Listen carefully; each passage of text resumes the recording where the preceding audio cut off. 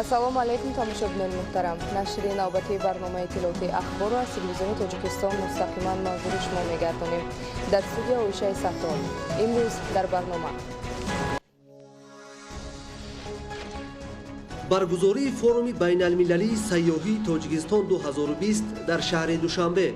мусаллам аст ки дар соли 2019 чӣ гуна ба маротиб сафи ҷаҳонгардон ба ҷумҳурии Тоҷикистон зиёд гардид. мунфарш гардидани даҳҳо километр роҳҳо ва ифтитоҳи чандин иншоот дар шаҳри Истаравшан. боздошти духтуре ки бо 4 дипломи қалбакӣ фаъолият мекард. имрӯз дар шаҳри Душанбе дар доираи эълон гардидани солҳои 2019-2021 солҳои рушди деҳот, сайёҳӣ ва ҳунарҳои мардумӣ таҳти унвони Тоҷикистон 2020 форуми байналмилалии сайёҳӣ баргузор гардид. Дар форуми мазкур вазъи сайёҳӣ дар замони буҳрони COVID-19, тақвияти самтҳои афзалиятноки он дар ҳамкорӣ бо шарикони рушд ва баландбардоштани нақши соҳаи сайёҳӣ дар рушди иқтисодиёти мамлакат мавриди таҳлилу баррасӣ қарор гирифтанд. гузориши Маҳмад Али Сафар. дар форуми байналмилалии сайёҳӣ муовини якуми сарвазири мамлакат Давлатали Саид, роҳбарони вазорату идораҳо, ширкатҳои сайёҳӣ, ташкилоти байналмилалӣ, шарикони рушд ва намояндагони корпуси дипломатии муқими Душанбе ширкат намуда вобаста ба дастгирии соҳа дар шароити буҳронии COVID-19 изҳори андеша намуданд. таъкид гардид ки мероси бои таърихиву фарҳангии Тоҷикистон, табиати нодири он бо кӯлҳо, ҳайвоноту растаниҳои нодир ва кӯҳҳои сарбаафлок заминаи муҳими рушди сайёҳӣ ба ҳисоб рафта, соҳаи мазкур манбаи боэътимоди рушди иқтисодиёти миллӣ аст. бо назардошти аҳамияти ин соҳаи калидӣ дар рушди иқтисодиёти кишвар, он ҳамчун самти афзалиятнок дар стратегияи миллии рушд барои давраи то соли 2030 дарҷ гардидааст. дар иртибот ба мушкилоти соҳа дар шароити феълӣ, дурнамои соҳаи сайёҳӣ, муаррифии имконот дар ин самт ва омӯзиши авлавияти бозори сайёҳӣ, намояндагони ташкилоти байналмилалӣ, шарикони рушд ва сохторҳои марбути соҳа изҳори андеша карданд. Тоҷикистон аз лиҳози табиати зебо, обҳои мусаффо хеле нотакрор аст ва диққати ҷаҳонгардонро хело ҷалб менамояд ва мусаллам аст ки дар соли 2019 чӣ гуна ба маротиб сафи ҷаҳонгардон ба ҷумҳурии Тоҷикистон зиёд гардид. аз мавсими нав шурӯъ намуда он имкониятҳое ки дар ҷумҳурии Тоҷикистон ҳастанд барои тамоми ҷаҳонгардон ва барои он нафарҳое ки вориди ҷумҳурии Тоҷикистон мешаванд омода аст. баргузории чунин тадбирҳои муҳим табодули таҷрибаро дар бахши сайёҳӣ бештар намуда, ҳамзамон имконоти сармоягузорӣ дар он муаррифӣ ва доираи ҳамкориҳо бо кишварҳои ҷаҳон ва ташкилоти байналмилалӣ тавсия хоҳад ёфт. имрӯз дар бозори хизматрасонӣ бештар аз 200 ширкатҳои сайёҳӣ фаъолият доранд ки бештар имрӯз хатсайрҳоро дар самти сайёҳӣ, экологӣ, табобативу солимгардонӣ, варзишӣ, кӯҳнавардӣ ба роҳ монданд. натиҷаҳои солҳои рушди деҳот, сайёҳӣ ва ҳунарҳои мардумӣ барои рушди инфраструктураи деҳот бисёр заминаи мусоид фароҳам оварад.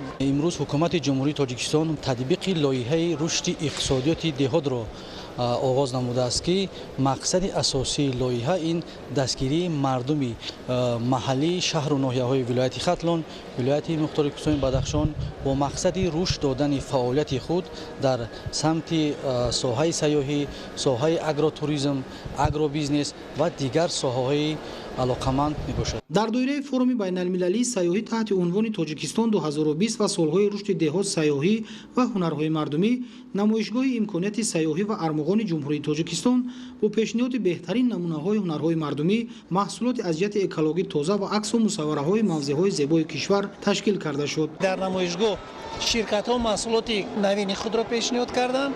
инчунин имконият буд ки байни ширкатҳо шаҳрномаҳо баста шаванд, мубодилаи афкор дар масъалаи оне ки чӣ тавр тавонанд дар якҷоягӣ маҳсулоти худро дар бозори минтақавӣ байналмилалӣ пешниҳод кунанд ва инчунин маълумотҳои нав дар бораи таҷрибаи имсолае ки дар рушди туризми дохилӣ имрӯз бисёриҳо соҳиби он гаштанд, байни ҳамдигаро бисёр таҷрибаомӯзии хуб шуд.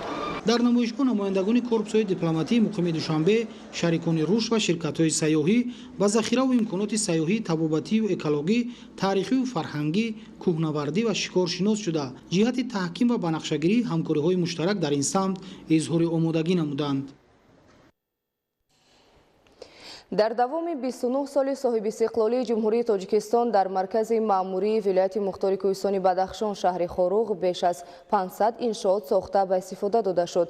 Бо амалӣ гардидани ин тадбир симои шаҳри Хоруғ боз ҳам зебову дилоро гардидааст. Тафсилоти бештари мавзӯъ дар гузориши тоҷинисои Файзуллобек ва Муборакшои Рустам. дар шаҳри Хоруғ бо дастгирии ҳукумати ҷумҳурии Тоҷикистон ва соҳибкорони маҳаллӣ аз навсозии роҳҳои маҳаллӣ ба нақша гирифта шуда қисмати муайяни ин роҳҳо мунфарш карда шуданд. маҳз дар тӯли солҳои соҳибистиқлолии мамлакат дар шаҳри Хоруғ зиёда аз 200 иншооти самти иқтисодиву иҷтимоӣ мавриди баҳрабардорӣ қарор дода шудааст ва инчунин дар тӯли солҳои соҳибистиқлолии мамлакат зиёда аз 4 маротиба барномаҳои рушди иқтисодиву иҷтимоии шаҳри Хоруғ аз ҷониби ҳукумати ҷумҳурии Тоҷикистон қабул гардид ки тавассути онҳо лоиҳаҳои бузург дар самти пешрафти ҳамаи соҳаҳои хоҷагии халқ дар шаҳри Хоруғ амалӣ гардиданд. Тамоми роҳҳои мошинагарди ҳудуди шаҳри Хоруғ пурра мунфарш гардиданд ва айни ҳол бо маблағгузории ҳукумати ҷумҳурии Тоҷикистон маблағҳои маҳаллӣ ва аз ҳисоби соҳибкорони маҳаллӣ роҳҳои кӯчаву паскӯчаҳои шаҳри Хоруғ аз таъмири асосӣ бароварда истоданд. дар баробари расидан ба истиқлолияти энергетикӣ дар даврони соҳибистиқлолии ҷумҳурии Тоҷикистон вилояти мухтори Кӯҳистони Бадахшон пурра аз бумбасти коммуникатсионӣ раҳоӣ ёфта ҳоло роҳҳои мошингард ба тамоми самтҳои дохил ва берун аз кишвар кушода буда сокинони вилоят имконият доранд ба тамоми минтақаҳои мамлакат сафар намоянд. дар арафаи 30-умин солгарди ҷашни истиқлолияти давлатии ҷумҳурии Тоҷикистон бо иқдоми ҳукумати ҷумҳурии Тоҷикистон ва супориши бевоситаи асосгузори сулҳу ваҳдати миллӣ пешвои миллат президенти ҷумҳурии Тоҷикистон муҳтарам Эмомалӣ Раҳмон аз навсозии роҳи душворгузари Абрешим Дарвоз Ванҷ Рӯшон оғоз гардид. бо ба истифодаи ин шоҳро мо сокинони шаҳри Хоруғ имконият пайдо менамоем ки дар муддати 6 ё 7 соат ба шаҳри Душанбе ва дигар минтақаҳои кишвар рафту омад намоем. дар баробари ҳамаи ин то таҷлили сазовор аз ҷашни 30-солагии истиқлолияти давлатии ҷумҳурии Тоҷикистон тибқи нақша дар шаҳри Хоруғ бояд 18 майдончаи варзишӣ ба истифода дода шавад ки аз ин шумора қисмати зиёди майдончаҳои варзишӣ бо инфрасохтори муосири варзишӣ мавриди баҳрабардорӣ қарор дода шуданд. дар ноҳияҳои вилояти мухтори Кӯҳистони Бадахшон низ корҳои созандагиву ободонӣ авҷи тоза касб намуда бунёд ва барқарор намудани майдончаҳои варзишӣ, меҳмонхонаву ҳаммом, кошонаи ҳусн, китобхонаву марказҳои савдо ва сохтмони роҳу пулҳои мошингузар, муассисаҳои томактабиву таҳсилоти умумӣ дар нақша гирифта шудааст ки то таҷлили ҷашни бошукӯҳи давлат 30-умин солгарди истиқлолияти давлатии ҷумҳурии Тоҷикистон амалӣ хоҳанд гардид. Тоҷинисои Файзуллобек, Муборакшои Рустам барои барномаи Ахбор аз вилояти мухтори Кӯҳистони Бадахшон.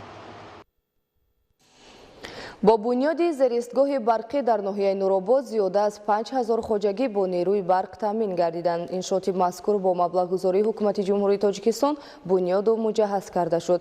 гузориши Идигули Маҳмуд аз ноҳияи Нуробод. бо мақсади кӯчонидани зеристгоҳи барқии 400 аз маҳалли обанбори нерӯгоҳи барқии оби Роғун зарурати бунёди зеристгоҳи нави замонавӣ пеш омад. ин аст ки барои амалӣ шудани лоиҳаи энергетикӣ аз ҳисоби маблағҳои муассисаи давлати мудирияти минтақаи зеробшавандаи нерӯгоҳи барқии оби Роғун дар деҳаи ҳакимӣ зеристгоҳи барқии 110 ба 10 бунёд карда шуд то муассисаҳои таълимиву тандурустӣ, фарҳанг, инчунин аҳолии ҷамоати деҳоти ҳакимӣ ва муҷихарф ки шумораи муштарионаш қариб 4000 ташкил медиҳад бо нерӯи барқ таъмин карда шаванд.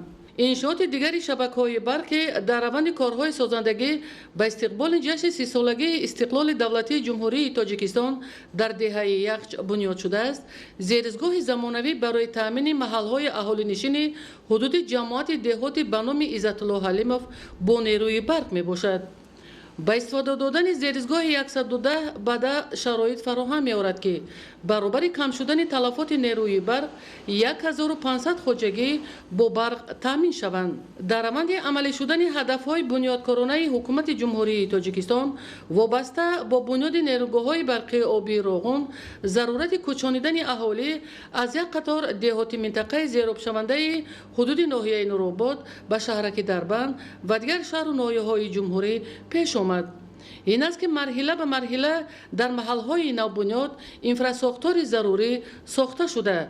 اهالی، خانه‌های استقامتی، وزارت و اداره‌های جمهوری برای تشکیلات و اداره‌های زیرتابعشان بناهای معموری بنیاد کرده ایستادند. از جمله با مقصد باز هم بهتر شدن تامین اهالی محل‌های نوبنیاد شهرک دربند و گرد و اطراف آن با نیروی برق در زیرزگاه خمدان اقتدار علاوه‌ای نصب کرده شده است. ایدگل محمود، دادرجان میرزازاده، برای برنامه اخبار از ناحیه نوروباد. ادامه اخبار از طرف کارمندان اگنتی نظارت دولتی مالیوی و مبارزه با کروپسیای جمهوری تاجیکستان ضمن گذراندن چاره‌بینی‌های فوری جستجویی معلوم کرده شد که شهروند شمس‌الدینов امید علیجانویچ زاده شهر دوشنبه سال 2018 هنگامی در مهاجرت مهنتی در فدراسیای روسیه قرار داشتنش 4 عدد دیپلم قلبکی را غیرقانونی به دست آورده همچون طبیب در مرکز سلامتی شهری رقم 10 شهر دوشنبه فعالیت می‌کرد است. معلوماتی بیشتر در گزارش همکاران ما. سلامتی اهالی شرط مهمترین پیشرفت مملکت به حساب رفته حکومت جمهوری تاجیکستان با آن اعتباری اولین درجه داده برای حل مسائل وابسته به تندرستی اهالی تمام شرایط‌های ضروری را فراهم آورده است.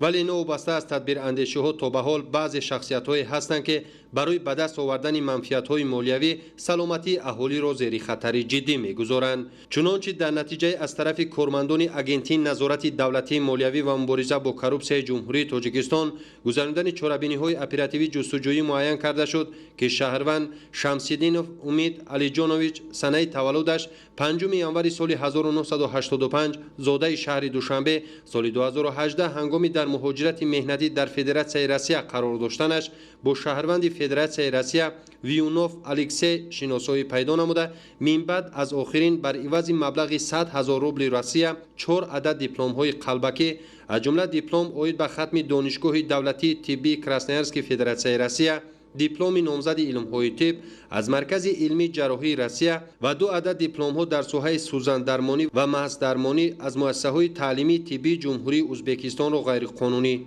به دست آورده است. شمس‌الدینov امید علیجانویچ دیده و دانسته که عموما معلومات طبی ندارد با مقصد با راه قلابی به دست آوردن فایده در اساس همین دیپلم های قلبکی سال 2019 به وظیفه دکتر مرکز سلامتی شهری رقم 10 شهر دوشنبه تعیین گردید. من بعد شمس‌الدینov امید علیجانویچ کردارهای جنایتی خود را ادامه داده هنگامی غیرقانونی در وظیفه دکتر مرکز بالوذکر کار کردنش دومی از ماه‌های سپتامبر سال 2019 تا ماه مارس سال 2020 به باوری شهروند اسرائیلوف رحمانعلی قربانعلیویچ در آمده با راه فریب برای گویا تبابت کردن دختر معیوبش اسرائیل و پروینه که با سبب نقص عصب راه گشته نمیتواند مبلغ $3,000 ایالات متحده آمریکا را طلب کرده از این مبلغ $2,000 ایالات متحده آمریکا را گرفته بر عوض آن در ستون مهره و دیگر قسمت‌های بدن بیمار اسرائیل و پروینه داروی نیرومیدین را با استفاده از سوزندارو گذرانیده است که در نتیجه وضع سلامتی بیمار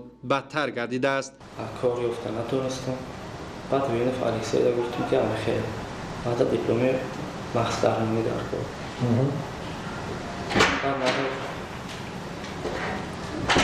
بعد الکسی ما گفت که با 100,000 روبل رسیده همه دیپلم‌های طبی را تیار کرده میتونم بود بیکار بیسون بیوه عذاب کشم پس ادف جان احمد خیلی خیلی باشه بود یا در اینجا مساج مخص درمانی کم اول کاغذش رو میبیاری بودم همون کارتای طبی بیمار رنگین و باشه من روی میکنم و حساب همین دیتا بودم لیچش $3,000 میشه مادر اسرائیل و پروینه خسارش پدرش 3 کسا آمدن فهموندم همه خیلی بودن و یا با مصرف کردن اول کرد رفتن کمتر وقت گذاشت من $1,000 پول آوردن برای تبابت دخترشون. شمس‌الدین امید گفت که من این دخترچه شما را لیچین میکنم با مدتی $3,000 من $2,000 یافتم دادم در همین 6 ماه دخترچه من ساز نشد ایست مهرش کار میکرد ای دستش کار میکرد یا بارگی دخترچه من حالش بد شد و ساز نشد. اویدی حالت‌های مذکور نسبت شمس‌الدینov امید علیجانویچ با ماده‌های 247 قسم 4 بند ب و 340 قسم 2 بندهای ا ب و کدکس جنایتی جمهوری تاجیکستان پرونده جنایتی آغاز کرده شده چاره پیشگیری در نمود به حبس گرفتن تطبیق کرده شد. از این لحاظ агентии назорати давлатии молиявӣ ва мубориза бо коррупсияи ҷумҳурии тоҷикистон аз шаҳрвандоне ки дар натиҷаи кирдорҳои ғайриқонунии Шамсиддинов, Умид Алиҷонович зарар диданд даъват ба амал меорад ки дар ин бора ҳамкории худро бо мақомот дариғ надоранд. айни замон тафтиши пешакии парвандаи ҷиноятии мазкур идома дорад.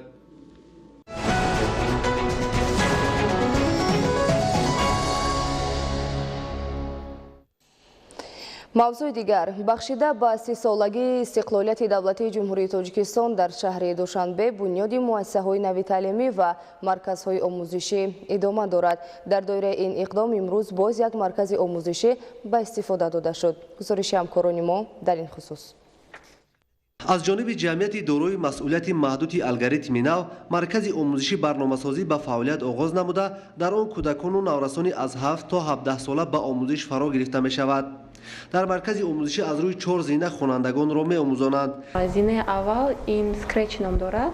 дар ин 2 моҳ давом мекунад. дар скреч кӯдакон бо сохтани бозиҳо, аниматсия, мультико меомӯзанд.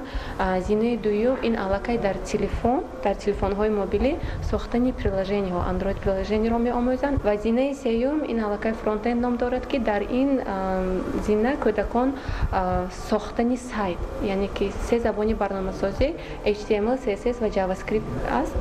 кӯдакон дар ин зина бо сохтани сайтро меомӯзанд ва зинаи чорум Python ном дорад. мо дар ин зина кӯдакои аз 12 сола болотарро мегирем, чунки ин аллакай профессионал аст камтар.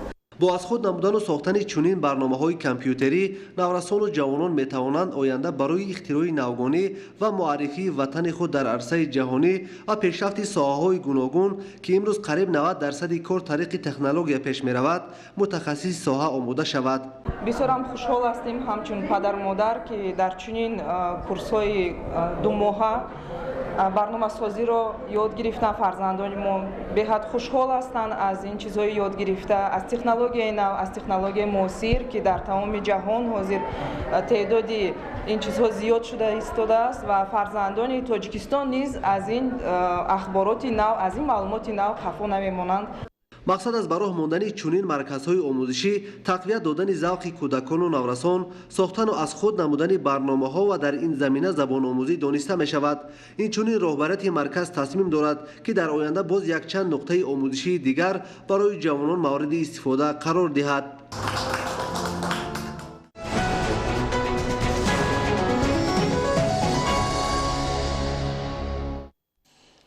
бинандагони гиромӣ, нашри навбатии барномаи иттилооти ахбор ба анҷом расид. хайр, саломату сарбаланд бошед.